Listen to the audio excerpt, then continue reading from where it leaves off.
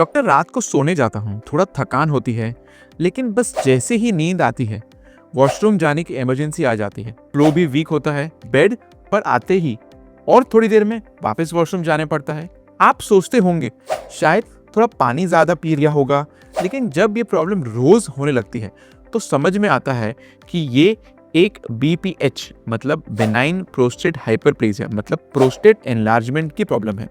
और इस वीडियो का रीजन सिंपल है, ज्यादातर लोग सिम्टम्स को एजिंग का पार्ट समझ करके इग्नोर कर रहे हैं, लेकिन अगर आप साइंस को जल्दी पहचान लें तो प्रॉब्लम को कंट्रोल करना पॉसिबल होता है, वो भी सेफ नॉन सर्जिकल तरीके से।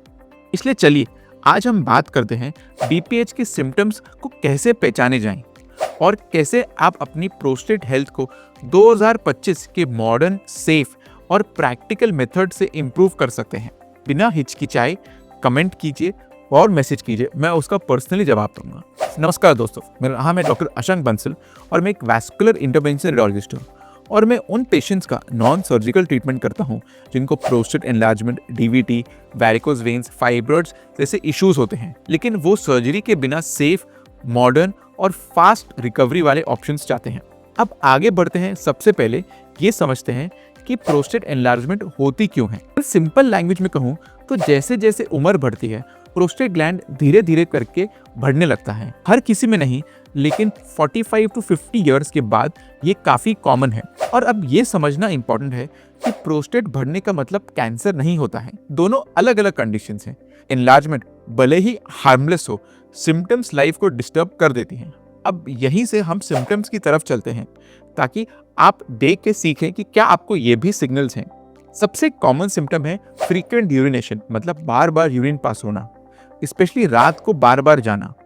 पेशेंट अक्सर कहते हैं कि नींद टूट कर आती है। अब रात की प्रॉब्लम के बाद नेक्स्ट सिम्टम होता है वीक यूरिन फ्लो, मतलब स्ट्रीम पतली होती है, स्लो किस्म की। पेशेंट को लगता है कि उनका ब्लैडर बराबर से एम्प्टी नहीं हो रहा है। तो जब ब्लैडर एम्प्टी नहीं होता है तो अगली प्रॉब्लम है अर्जेंसी, मतलब आपको जल्दी यूरिन जाना पड़ता है। आप वेट नहीं करते हैं, जैसे ही आपको सिम्टम्स आए आपको लगता है कि मुझे बाथरूम जाना है। इसके बाद एक और कॉमन चीज होती है यूरिन स्टार्ट करने में डिले। आप वॉशरूम के सामने खड़े होते हैं पर फ्लो शुरू होने में टाइम लगता है। और अब हम जब भी सारे सिम्टम्स देख चुके हैं तो आगे बढ़ने से पहले एक चीज क्लियर करना जरूरी है कि ये सिम्टम्स इग्नोर नहीं करने चाहिए, क्योंकि ब्लैडर मसल्स को ओवरवर्क करना पड़ता है और उसके कारण लॉन्ग टर्म डैमेज भी हो सकता है। अब जब साइंस आपने समझ गए हैं तो चलिए शिफ्ट करते हैं प्रैक्टिकल और मॉडर्न तरीकों की तरफ जो प्रोस्टेट हेल्थ को इंप्रूव करने में मदद करते हैं। और ये 2025 और 26 के अपडेटेड रिकमेंडेशंस हैं। सबसे पहले सेफ तरीका है लाइफस्टाइल एडजस्टमेंट। सिंपल चीजें जैसे रात को ज्यादा फ्लूइड्स अवॉइड करना, कैफीन या अल्कोहल कम करना, ब्लैडर पर अननेसेसरी प्रेशर को रिड्यूस करना। तो लाइफस्टाइल के बाद इंपॉर्टेंट चीज होती है डाइट। आप अपने खाने में tomatoes, pumpkin seeds, flax seeds, green vegetables और लाइकोपीन रिच फ्रूट्स इंक्लूड करें। ये प्रोस्टेट इन्फ्लेमेशन को कम करते हैं। डाइट के बाद इंपॉर्टेंट स्टेप होता है pelvic floor exercises. Kegel exercises नाम की एक्सरसाइज होती हैं जो ब्लैडर कंट्रोल को स्ट्रॉन्ग बनाती हैं। ये बहुत सिंपल होती हैं, लेकिन रेगुलरली करने पे एक नोटिसेबल इंप्रूवमेंट आती है।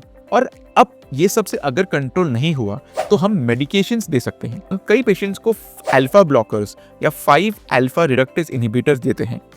इनसे ब्लैडर नेक मसल्स को रिलैक्स करके फ्लो इंप्रूव होता है। लेकिन हमेशा ये मेडिसिन डॉक्टर की सुपरविजन में लें, क्योंकि हर मेडिसिन का कोई साइड इफेक्ट होता है। डाइट, एक्सरसाइज और मेडिसिन से ट्रीटमेंट नहीं हो रही है और सिम्टम्स इंप्रूव नहीं हो रहे हैं तो नेचुरली अगला स्टेप होता है मॉडर्न नॉन सर्जिकल ट्रीटमेंट। बहुत सारे लोग सोचते हैं कि BPH का सोल्यूशन सिर्फ TURP सर्जरी होता है, लेकिन ये एक 10 से 15 साल पुराना परसेप्शन है। 2025-26 में one of the most popular and effective non surgical treatment होती है प्रोस्टेट आर्टरी एम्ब्रियोलेशन मतलब PAE। और अगर मैं आपको सिंपल तरीकों में समझाऊं तो PAE एक minimally invasive needle hold procedure होता है जिसमें हम प्रोस्टेट के सप्लाई को सिलेक्टिवली जाके ब्लॉक कर देते हैं, जिससे एनलार्ज प्रोस्टेट धीरे धीरे करके साइज में श्रिंक होता है। इस प्रोसेस में कोई भी कट नहीं आता है, ना ही जनरल एनेस्थीसिया यूज होता है और पेशेंट सेम डे या नेक्स्ट डे घर जा सकता है। More importantly sexual function safe रहता है, जो कि काफी लोगों में कंसर्न होती है। और PAE के बाद क्या होता है? पीए के बाद प्रोस्टेट धीरे धीरे करके साइज में श्रिंक होता है, तो यूरिन फ्लो नेचुरली इंप्रूव होता है, रात की फ्रीक्वेंसी कम हो जाती है और अर्जेंसी कंट्रोल होती है।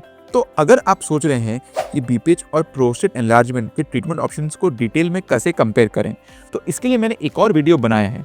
आप इस वीडियो को ज़रूर देखिए, इसमें आपको और जानकारी मिलेगी। तो दोस्तों, मिलता हूँ आपको अगले वीडियो में। तब तक अपना ध्यान रखिए और सेहतमंद रखिए। धन्यवाद।